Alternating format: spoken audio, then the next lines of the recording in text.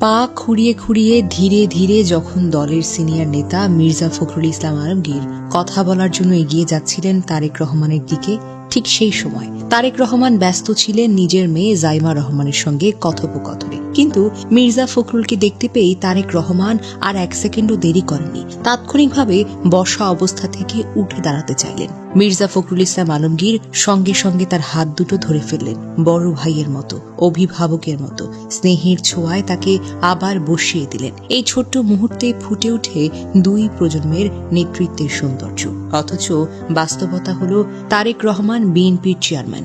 দলীয় পদমর্যাদা, অবস্থান সব দিক থেকেই তারেক রহমান চাইলে বসেই থাকতে পারতেন, কেউ প্রশ্নও তুলত না। কিন্তু না, তারেক রহমান সেই পথটা বেছে নেননি। তিনি বাবার সমতুল্য মানুষটাকে দেখে সম্মানে দাঁড়াতে চাইলেন। এই ছোট্ট দৃশ্যটাই তো বলে দেয় অনেক কিছু। এখানে আছে নেতৃত্বের শালীনতা, আছে বড়দের প্রতি নিখাত সম্মান, আছে ক্ষমতার অহংকারহীন ব্যবহার। একদিকে একজন নেতা যিনি সম্মান দিয়ে দাঁড়ান, অপরদিকে একজন প্রবীণ রাজনীতিক যিনি সেই সম্মানকে ভালোবাসায় সামনে নেন। বেগম জিয়ার শোকসভা থেকে আরেকটি ভিডিও ভাইরাল হয়েছে। ভিডিওতে দেখা যায় ডিসেবলড পিপলস ইন্টারন্যাশনাল ডিপিআই এর বিশ্ব সভাপতি প্রবীণ অধিকার কর্মী আব্দুস সত্তার দুলাল তার বক্তব্য শেষ করে মঞ্চ থেকে নেমে যাওয়ার প্রস্তুতি নিচ্ছিলেন। শারীরিকভাবে প্রতিবন্ধী, চলাফেরা করেন হুইল চেয়ারে করে। সেই মুহূর্তে ঘটে যায় এক অনন্য দৃশ্য।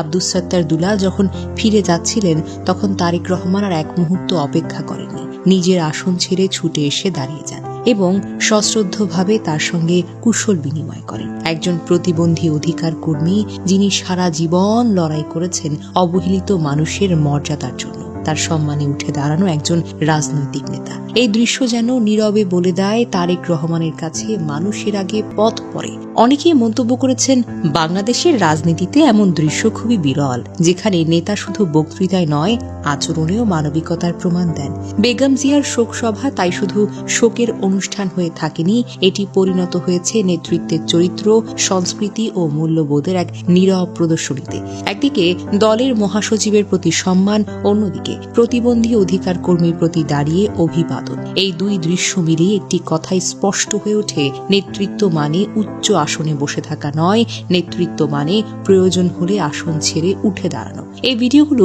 ভাইরাল হওয়ার কারণ এখানে। মানুষ পদমর্যাদার রাজনীতি নয়, মানুষ দেখতে চায় মানবিক নেতৃত্ব। আর সেই মানবিকতার প্রতিচ্ছবি হিসেবেই এই শোকসভা থেকে তারেক রহমানের এসব দৃশ্য মানুষের হৃদয়ে জায়গা করে নিয়েছে। তারেক রহমান বারবার প্রমাণ করেছেন একটি